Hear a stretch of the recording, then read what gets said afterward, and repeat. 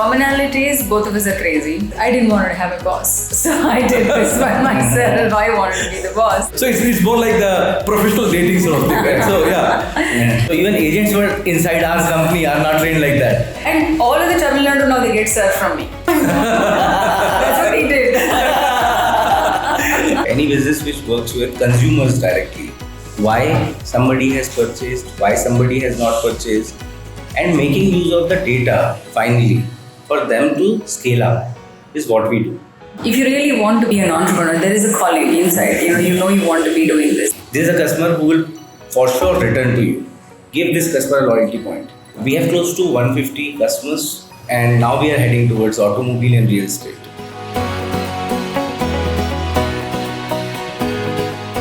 Hello, welcome to MyStartup TV. I'm Major Sunil Shetty. On this episode of Founder Talk Show, I have two guests who are revolutionizing how retail, the brick and mortar business works using AI. My guest today is Sridevi Reddy, who is the founder of Zitara.ai and her co-founder Varun Kashyap. Both of you, welcome to the show. Thank you. Thank you for having us. Thank you. So, Sridevi, starting with you, it is a big ask, big tall ask to get women into business. What got you into business? There are two answers to that. I just love business. I've always wanted to build something long lasting, that which I thought was only possible with my own self-enterprise. And the popular answer I keep giving is, I didn't want to have a boss. So I did this by myself. I wanted to be the boss. So this was the best way out of it. So that's it. But all kidding aside, I think building something long lasting was the goal from the beginning, and create something that will be utilized. And nowadays the new thing is about build from India to the world. That is something gotten into both of us. We wanted to really, and also now the retail is the second love for both of us. Building something in retail is even more interesting for us. So it's okay. I think I feel good about being an entrepreneur because of that. Having transited from armed forces to entrepreneurship, I myself like the space where you're the boss, right? Yeah. So you also came back to India, right? Yes. You're working abroad, you studied abroad. How did that happen? Because I relate to it. I was myself doing it in UK and then came back to India. So it is interesting to know what got you back. Since the day I went to the United States to study is the day I said, I want to go back someday. And the longer you stay, the harder it becomes, right? So it was getting harder anyway. And so I just said, okay, I'm just going to do it. I didn't know if it was going to click. My family, I thought, was going to be dead against me being in India. So I did not tell anybody in the US or in India that I'm coming. I just came. I showed up here. And my father, for the longest time, thought, I'm going to go back. So I'm not going back. So, and then I was trying to look for opportunities to do something here. In those opportunities, my mind was not at all, go find a job in high-tech city was not the goal. So I was trying to do something. So the more I started looking for things to do, the more I felt like I should stay back. So I think if I came back with a plan, I would have not been able to stay back. I came back without any agenda, just with the wish of wanting to come back to India. And I started it. I know it sounds very not so possible that, of course, meeting Varun and starting this company, I think it's been good so far. So Varun, coming to you. Tell me about your background. How did you, leading up to, Zitara, what were we doing before that? Before Zithara, from the work perspective, I was consulting with Deloitte. And that was my last formal engagement. And 2021 is when Zitara happened. I come from a family where, of course, I'm the only entrepreneur, not even first generation entrepreneur, right? Having the roots from Jabalpur in MP and coming here 15 years back. So, but then I kind of always knew that there will be a day which will come when I used to ask my father that, I want to start something. So in our family, since nobody has done it, it is always seen like a risk, right? Like in a normal service, middle class family. I actually started up on the day my daughter was born. On the same day, I resigned. Same night. The reason was very simple that, I'm not going to give the same answers which I have gotten. Whether I succeed or lose, whatever it is. But I'm going to give an answer which I have gone through myself. To my daughter, one day she asked that, I want to start something. I am going to tell it from the experience I had, not from the experience which some Sharma ji ka beta had. right? So that is the background where I come from. It definitely takes courage to leave a secured, every month getting a paycheck job. On the night your daughter is On born. daughter's born. In a society of India where daughter born होते ही पहला सोचते हैं यार शादी कर दो, FD करो, right? Suraksha Kanya, scheme में डालो, right? And then you decide here कि sorry, the Suraksha is when I am going to get into something, create something, and then do this. So that requires a lot of courage. And also you did a startup in between, right? So you, as you said, you didn't want experience of a Sharma ji ka beta, rather you wanted your own Kashyap saying, Varun saying what I did and then come back. So how did you meet? I mean, how did this come up? Somebody coming from it looks like a movie script, right? Somebody comes from US. Exactly, right? Yeah. So she's coming from, Sridevi is coming from US, you come from Jabalpur, and then somehow you kind of, run into each other. How did that happen? If you could talk about that. So I think it's like when you have a single love somewhere, so I think universe conspired to meet you. So of course, she loved entrepreneurship, retail, and my last startup or how I started up was also in retail. Love for entrepreneurship again and again, right? Then it becomes a habit. Entrepreneurship is just a habit. Correct. And then solving a bigger problem. Her thought process into it that we need to do something about it, and we were just getting out of Corona, right? So world was flipping away. Things were falling apart, and people thought that brick and mortar or the retail is going to go because we were all ordering online. And at that point in time, I met somebody who had the similar thought, that it is going to flourish more than ever, right? People will wanting to go out as soon as the gates are going to open, and we are going to see a upthrust. And I think she shared the similar feeling. We met at an event, and we discussed at a stretch, probably with 7-8 coffees and 2-3 hours. That event was happening somewhere. We were discussing our thing, and that's where it happened. Commonalities, both of us are crazy, right? He left his job, I left US, and then we were trying to find something common. So it was bound to happen, right? All we had to do was meet, and that event was a thing that actually, it was an impetus for us to meet. But otherwise, I think the writings were very clear. So, Sri, the important part is, now I'm asking this from the standpoint of many other young entrepreneurs, aspiring entrepreneurs who might watch this program. For them, how important it is to be at this networking event with a very clear focus that you're going there to find something, right? Here you were like probably gone there thinking, you wouldn't have gone thinking I'll find my co-founder, but being at this event itself, right?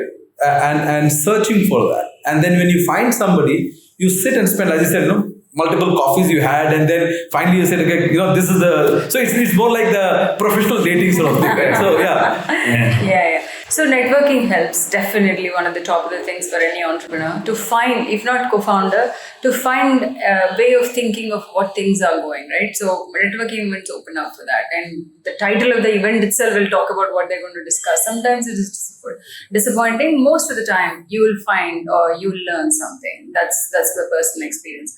When we started Zitara as well, I think our initial days were around networking. We were meeting people. We were our first customer at a networking event, so on and so forth. So we did a lot of these things. But anybody who thinks of wanting to be an entrepreneur today, we cannot move away. And I know the younger lot is all about events these days. They network like not even how we did it. They network for every drop of a hat. They say, okay, there is an event that's going on. I'm going to meet people. That's important. And maybe you get nothing out of it, but people will notice you. That's the most important outcome of a networking. Oh, I saw her there and she's doing this. I saw her here. I saw him here. He's doing this. That word is enough for you to be, seen. You have to be seen, right? How are you going to be seen? Until you get the first customer, you're not going to be seen. So networking allows you to be seen. So I think I recommend that for everybody who wants to be in this path, not just at the beginning, even ongoing. That is something that we have to do. It's just the group changes, but we still have to network. So, Varun, when you run into somebody, and then you find, okay, we share a common vision, and looks like we bring complementary skills, and there's something we can do. So from that first experience to actually, coming to a point where you become co-founder, start a company, how much time does it take, and what all do you go through it? I mean, I want to know, even if there is time when you start thinking, maybe, we hurried up into this. You are absolutely rightly said. I Actually, can hear it. Yeah, you absolutely rightly said that it is same, and maybe this side of the world is more difficult in terms of knowing the person, because you are knowing them from a various different angles, right? So, and then for a person, so you are getting into a situation of being with a person to create something, right? And the creation itself, you don't know how it is going to span out. So, like in marriages, Yes. so same thing. And when everything is good, everything is hunky dory, you have money, you have customers, everything is great. But then not everything is good. Like this side of the world, every day could be a challenge, whether you have a lot of money or not a lot of money, right? So I think one basic things which we all should understand is, of course, mutual respect towards each other, like in relationships as well, right? The second thing is, how do you agree to disagree? Because there will be disagreements, very true, right? And what out of the two personalities, like both of us, we have completely different personalities. How are we going to utilize our personalities, the good part of our personalities, to grow the business, right? Finally, for the business, growing the business is important, not about you as a personal growth. That will happen automatically. That's an outcome. But then maybe Varun has something good to offer to the business. Let's amplify that. She has something. Let's amplify that. There might be days you are not equal. She's contributing more than Varun. Varun is contributing more than she. And at that point in time, you don't have to see, I'm working so much, she's not working. There it is. It is a long haul. It is a very, very long haul. It's a marathon. It's a marathon, right? And success is not guaranteed here. Yeah. That's the whole point. Now I'm asking this question from the standpoint of a lot of young women out there who want to become entrepreneurs, right? For them, when they want to pick a co-founder, how do they go out finding a co-founder, not necessarily from the same gender? Because that's very important, right? What happens in our society is like you're looking for the same kind of, I come from this women's college, I'll find a co-founder who's another woman, right? So how do you do that? If you really want to be an entrepreneur, there is a calling inside. You want to be doing this, right? If you really are doing it for that right purpose, then you are going to find a person who can deliver a piece of that puzzle that you don't know how to do it. Now, let's say you find a genius, right, who can really complete that puzzle, and that genius happens to be a hard person to work with. If this person is anywhere near workable or amicable, all that kind of things. Amicable and workable are not necessarily in the context of a relationship, but at a basic human level, right? What are the values? We'll have a lot of disagreements, right? Going into it, unlike marriage, we know this, we're going to have a lot of disagreements. When I made the decision, the basic qualities I looked in Varun was like high integrity person, right? Like zero doubts about what he will think and do behind you than this. That's one, I think, non-negotiable that you should have between founders, friends who you meet and all that stuff. Second, because there is a trust on each other, right? Now we are saying he is going to deliver some piece of it, I'm going to deliver some piece of it. Like he said, there are going to be ups and downs. On the day when you do, it doesn't mean you're pulling the weight. So that understanding that both of us are doing our best, which is not easy to come to terms with, right? Most of the time, partnerships fail because when somebody is sitting, I'm working too hard. And you're thinking the other one is not working. More than you thinking I'm working too hard, the other one's not working. So that causes friction. So if you are able to see that person's your perceived non-working hours as useful to the business, then you'll be able to do that. And again, where do you get that thought from? You have to believe that person's ability in delivering his piece of the puzzle for the business. And if you chose that person for that, then you believe that, right? So essentially, when I met Varun, that was one thing, personally high integrity person. Second, he's got the weirdest of ideas in his brain that I think any company should have him as a founder.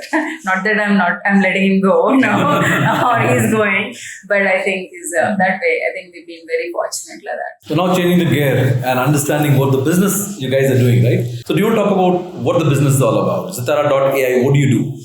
Any business, and we call it retail, but any business which works with consumers directly, for them to understand why somebody has purchased, why somebody has not purchased, from where the leads are coming, because it's a social media time. So is it coming from Instagram, Facebook, and what is the quality of lead? what should I pick? Where should I put real money in? Where's the ROI? From there to making a customer repeat and making use of the data finally for them to scale up is what we do. So anywhere where their consumers are, our stack is there. Every business, whether they have process or not, they have some process. Every business, the way they deal with their customers is because finally customer is giving you money. So that is where the game changes. So you have a great product, you have everything running for you. Now you have to do marketing. You have to get somebody in the store. When you do marketing, do you understand where am I putting money? Who is giving me more money? Let's say if I did a paper ad and there's a QR code, people scanned and they give you the details. I said, okay, Varun, I am interested. So you know that this guy is coming from paper. I have spent 30 lakh rupees. Did I made 1 crore out of it or not? Did this guy came into my store or my shop or my online website or touch base with me over WhatsApp, Instagram, Facebook? All these things is where we come into picture. So from there, once Shri comes into a store and purchases a jewellery, how do I make sure that Shri comes second time? I can buy a car too. She can buy a car too, right? So for a business which also owns a car shop and then jewelry shop, then profiling Shri as a customer who's going to buy a BMW next is what we do for you with your own data. So for the businesses, for these businesses to make use of what they already had, there's so much of latent data. Phone pe baat ho rahi hai, right? We might think that retailers or consumer business do not spend so much. We might think that's not true. Their average spend on customers, their own customers, is close to 1 crore plus a month. If you see collectively, and it's not a joke. I'm telling you, and this kind of money when spent on customers, how and what is happening? Variety of channels. Variety of channels. There's a customer who will for sure return to you. Give this customer a loyalty point. Do a referral with this. Run this. And then all the data spread across departments, across channels is what we can bring together. Are there any sectors that you concentrate or are currently working, and what kind of clientele do you have? So currently our 80% is jewelry and 20% remains to be spas, salons, which is in wellness. And now we are heading towards automobile and real estate. And how many clients do you have? We have close to 150 customers. Some are very large enterprises. So PN Gadgil is a listed brand from Pune. PMJ, PMJ, which is a Hyderabad-based brand. Kimji. Then we have Ashpura from UP. Then we have brands even from Bulandshahr. You're in hardcore sales and marketing. Yes. Which many men run away from. That's what he did. Because it is not everybody's cup of tea. Yeah. Even I thought it wasn't my cup. And suddenly, so this is my cup, I thought. So, if you didn't get into it on your own, what changes did you have to do to be successful? Because obviously, if he's running all that, you're bringing the customers, right? The 150 of them. Yeah. So, what did you have to do? When we started this company, I thought he was going to do sales because in the previous startup he was doing sales. Like, okay, you will do sales and I'll do something else. That something else would be, I used to run departments of, IT people. I thought I'm going to run teams and I'm going to do ops. I want to do the standard jobs that I've been used to doing it. And here comes the story. And so we started telling the story of Zithara to each other. So I told the story, you tell the story. And when I told the story, this sounds better than this. I said, okay, let's go tell it to a customer. He told to one customer, I told to one customer. The customer I told to convert it. That's it. That was your role. You do sales. So that was a toss, right? We always do a toss. Okay, you do this, I do this. Whoever does, move. So then I said, okay, now that could be a fluke. I can do it everywhere. And also my Hindi is not good. And if you're talking about jewelry, a lot of people speak Hindi natively more than Telugu and English, right? So and then I was having trouble with the language, and I don't know too many the nuances of language. That you have to talk to a pure play Hindi speaking customer. It's difficult for me to get. So I said, okay, now how am I going to do this? I said, maybe North India Varun will sell. South India I'll sell, I thought. But that too was like, it's more than that. So now when you actually go and sell problem-based selling, it's no language barrier. You just be able to understand. So I started narrating the problem as they saw it and as we understood of their problem. So the more I started working with the businesses, I understood the problem statements better, right? So I said, okay, I told this problem to him. He seemed to nod his head. Now I'll take that and go tell somebody else. And that was like, you know this too. Okay, then I add that and I take it to another person. So that's how my sales pitch started getting better. Now whenever I start talking, they think I know about the business more than they do. It's frankly, I do. Well, that's also learning on the ground, right? Learning on the job, the OJT part of it. Yeah, absolutely. I think sales, that's the beauty of sales, right? Your customer teaches you. Oh yeah. Right? Is there any, unique experience that you had? Yeah. Happens all the Do time. you want to share anything which is interesting? One of the customers, I thought, I did a fabulous pitch and I was sure I was going to get the account. All that stuff happened. I was telling Varun also that this is going to happen, this is going to happen, this is going to happen. It eventually happened after 8 months, but it didn't happen the day I said it would happen, right? So one of the things, this is a Tamil Nadu customer, right? Tamil Nadu, the way they say yes is very different, which means you need to understand their yeses. Okay, madam, they'll say that. I'm thinking okay means okay, right? But okay doesn't mean okay. Okay, madam means I still have doubts. I understood, and I was like not catering to that feedback that they were giving me. So I said, okay, now who do I talk to in this company? Because they're saying okay, madam, for everything, but they're not moving it a bit, right? And then I said, I then found one more person in the company. I asked him, what is the real thing that's happening? They say, yeah, we love the feedback, we love the product, we love everything.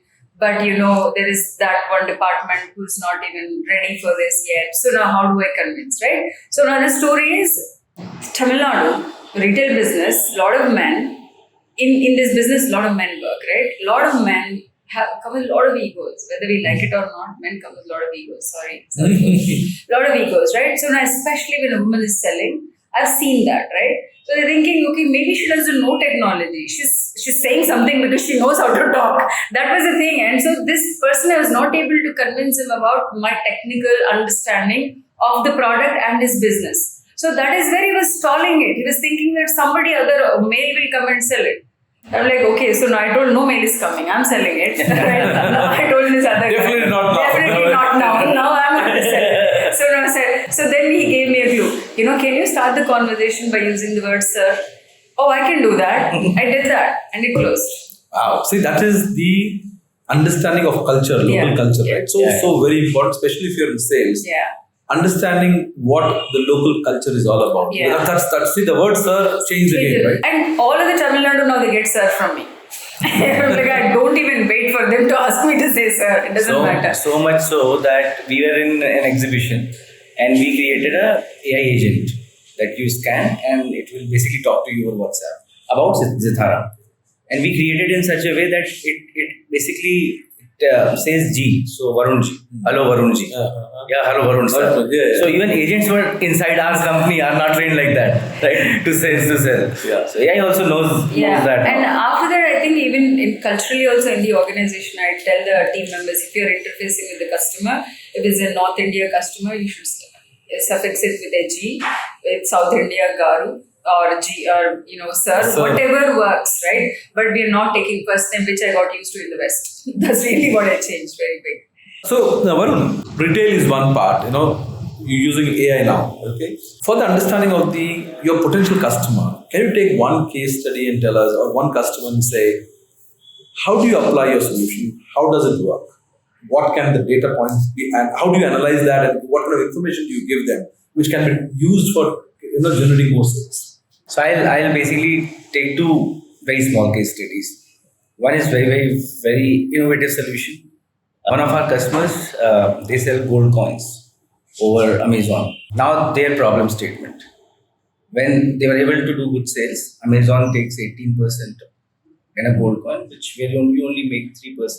You don't know your customers because Amazon doesn't share the data of the customer. So you have no idea who is buying. Zero idea. Now, how do you make sure that you are able to tell these people and bring them to your platform to sell? We implemented a QR code. Whenever now the gold coin goes, it goes with a QR code. And with a unique code within that whole voucher, customer scans it and enters that voucher and their details. So Varun will scan, enter voucher and detail. As soon as that happens, customer receives some points, let's say 100 points, and customer is redirected to their website. Now, from the day we implemented, I think it's been 9 months, they already have 10,000 customers. They know their 10,000 customers. And now 70% of their selling is happening via their platform, which means straight up, they are making money now. That was a very small solution, but changed everything for them. For a local shop, or let's say somebody like Tanishq or somebody, for them to really know, so you know who bought, because this guy has gotten the billing done. But you would not know who is not bought. And that is 80% of the people. Your walk-in might be 100, but only 20 buy sometime. Who didn't buy is okay, but why did people not buy? There's salesman who is assisting you. Did he did a good job?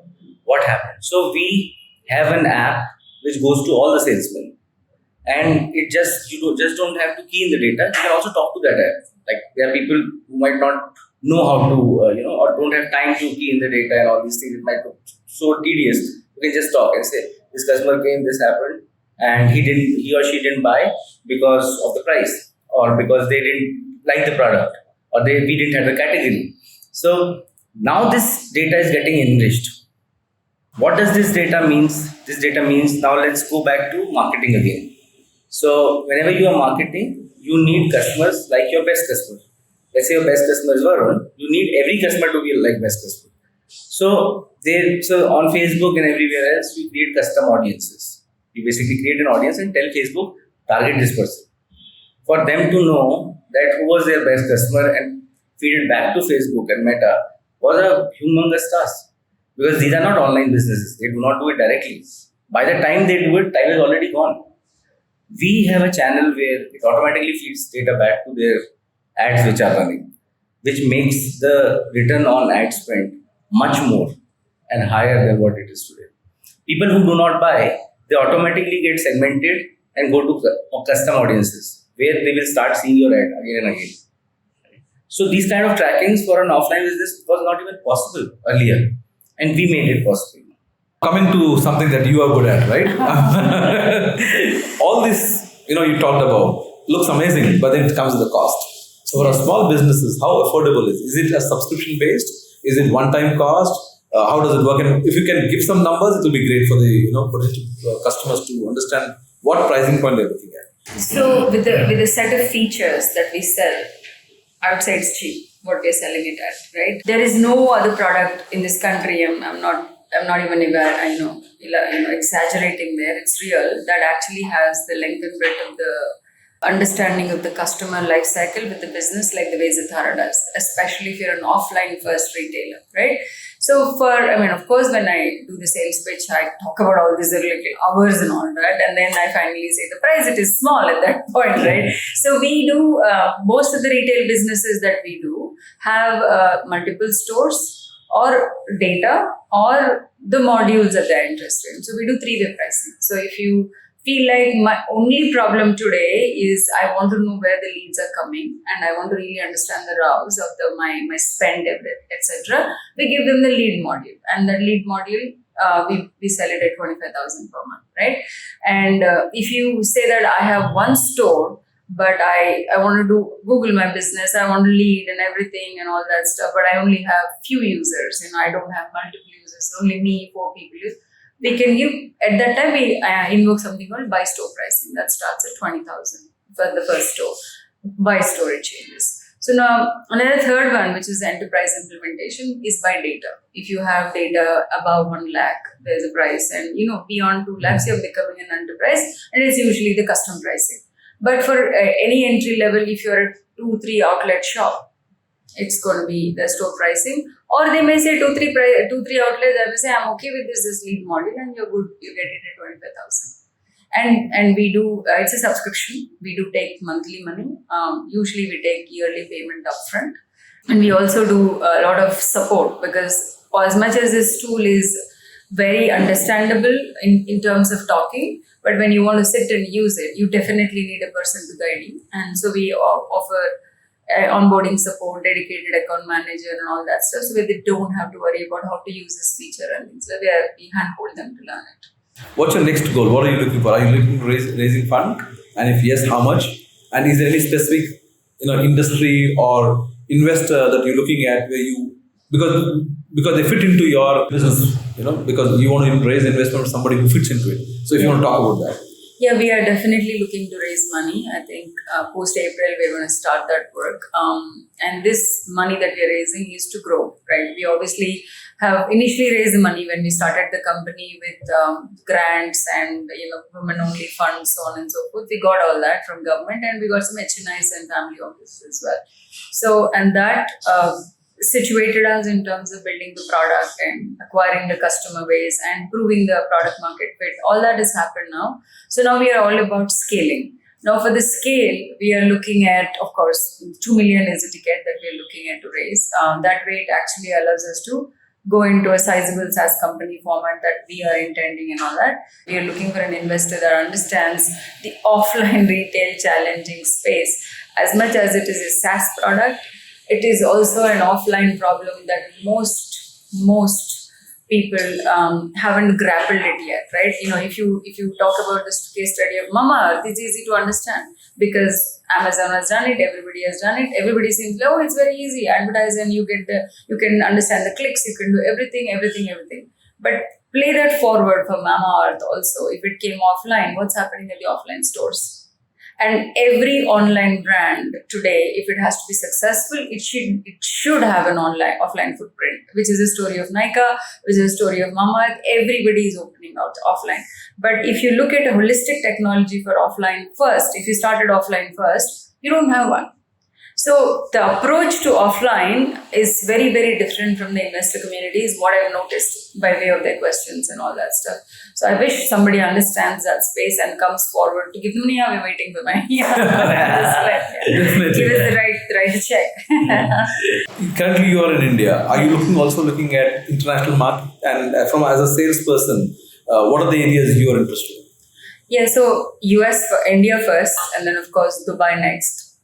After the war, we'll see. But yeah, Dubai next, and then of course United States. And we wanted to be the brand, and this is a retail problem. It's got no boundaries as such. But we do know that India is a huge market in itself, right? We do have a long way to go in India in various industries. We do have to do this case study completely here, and then we'll go to US. And US is definitely on the cards, and maybe end of financial year 27, we'll be looking at that, US and other markets. Dubai probably middle of this year is what we're thinking. We don't know. So that will be full circle for you if you go back to US. Yeah, I know. I just pack the bags and come. No, pack the bags and go back. And that's what I do. So Varun, going forward, what are as a company, what's your vision? What do you think you want to do? From revenue point of view, in last 2 years, we have grown 3x to 4x. This year, we'll be closing at 4x in revenues. I think we'll be already $1 million company with only scratching the surface with 150 customers here right now. We have a huge retention rate. Our retention rate is almost 98% in terms of customers. In terms of technology, I think we are going to build a very scalable team from AI native to AI first companies, what we are poised to become. And we see a very big role of AI in retail. Not only in the consumer world, like the stack which we are building, but the other stacks also, from inventory to forecasting to data analytics. And we are going to span out various products. We are also in background constructing an LLM, like OpenAI for general world, a small LLM, which will be very specific and trained on retail data. I think it will become more affordable and more valuable at that point in time for consumer-based business to use LLMs, to use next level of AI within their data and within their premises without going outside, right? So because for most of the businesses, the data privacy is going to become bigger and bigger. And we are getting into that era where we are subconsciously giving away all the data, and in the meantime, we are also talking about data privacy. Of course, 2026, we will be close to 1 million. And this year we'll be getting to 3x of that. So we are looking at least closing around 12 to 18 crores of sales in the next financial year. How much has AI helped in your business to sell, not to the customer, but to you yourself? Yeah, so yes, I'm a believer of AI. And if you look at AI as that, I think there's a lot of value to that. But if you somehow think that it is going to replace you, I haven't yet thought that it is going to replace us. Maybe it will, but right now, no. So if it is going to replace you, then you're going to approach it differently. So I haven't approached it like that. So any businesses that I talk to, the only way I sell AI to them is, yes, AI is an assistant for you, AI is an agent for you, AI will be able to do this type of activity for you if only it has the information about your systems and processes and all that.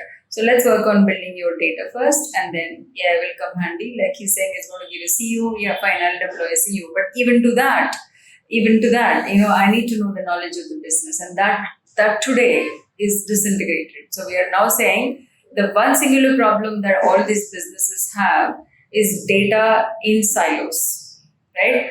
Like all the examples that Varun gave, you get a lead from Facebook, you get a lead from Instagram. Where are they today? They're in Instagram, they're in Facebook. But do you as a business, and your business is happening in a physical store here, where are these 3 points talking? If they are not talking, what is an AI going to do? Does the AI know that, Varun came from Instagram and he visited to the store? These data points, if they are not connected, AI is not going to be beneficial to us. So what we're trying to first solve is data silo problem. Kill the silos, bring the data first, and then add AI to it. It improves the efficiency. Going back to my initial belief that AI is here to get us better at the efficiency in answering and doing things by ourselves, so on and so forth. Internally as Zitara.ai, today our engineers are 10 times more efficient. So let's say if I were to make the same company which we are today, let's say 7 years back, we would have 10 times more engineers sitting here to have a similar impact. But today that's not the case. Let's say we have 22 engineers. They deliver us 100 people work, and that's happening. Definitely advantage as a founder. Absolutely. It is efficient. It is going to make our life efficient. Yeah, so let's say pay AI at that point in time, let's say, 50,000 or a lakh rupees also a month. That's the salary of an engineer, which I'm paying. A lot of our marketing, presentations, content is being done by AI. Yeah. So these two areas, I think we have seen a lot of efficiency coming in each day. And we are going to deliver that to our customers. We are going to say, yeah, so this is the way it works. First, let's use it for what it is.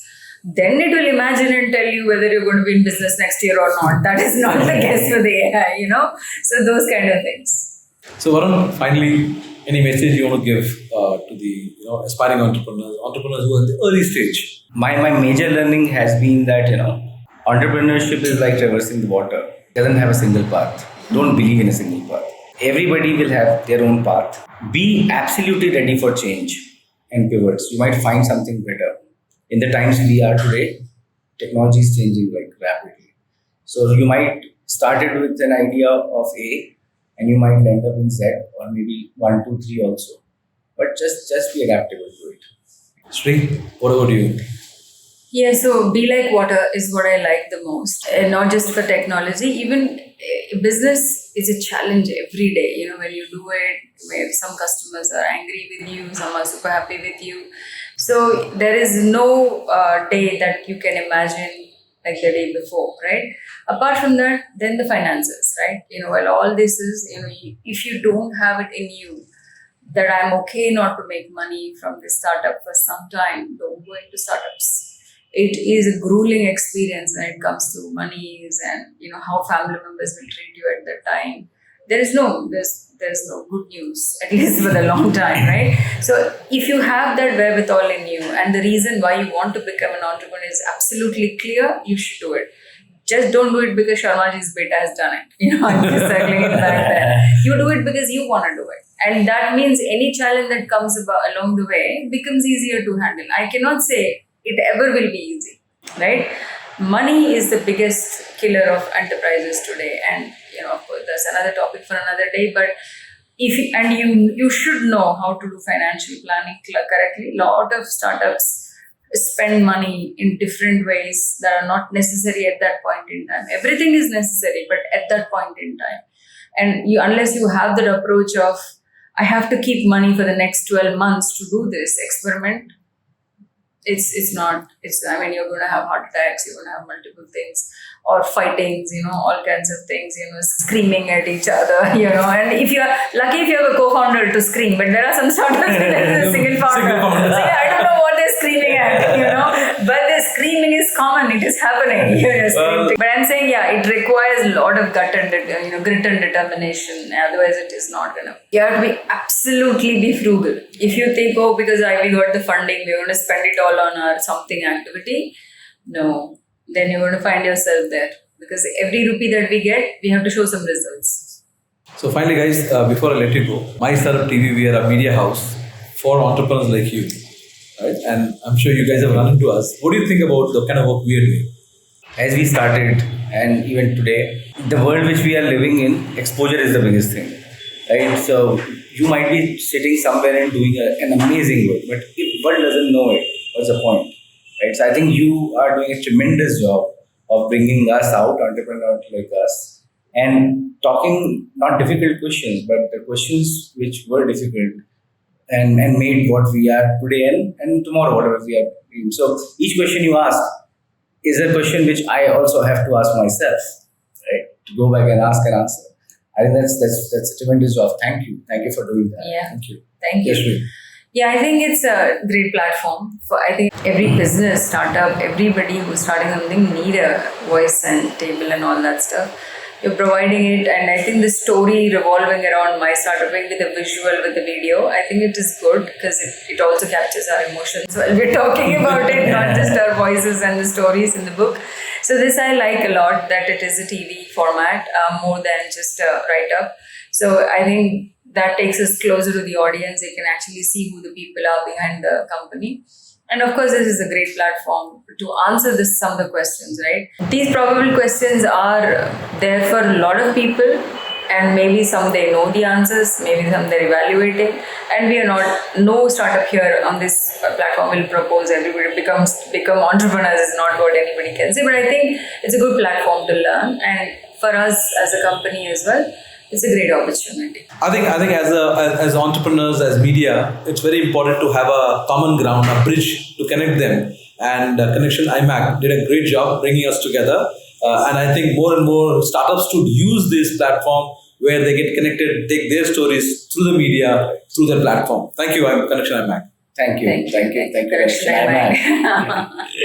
Thank you, Sri. Thank you very much for being on a show. And thank you, Varun, for taking your time. And we hope to see you again in some of our panel discussions around AI, around retail. Thank you for having us on this show.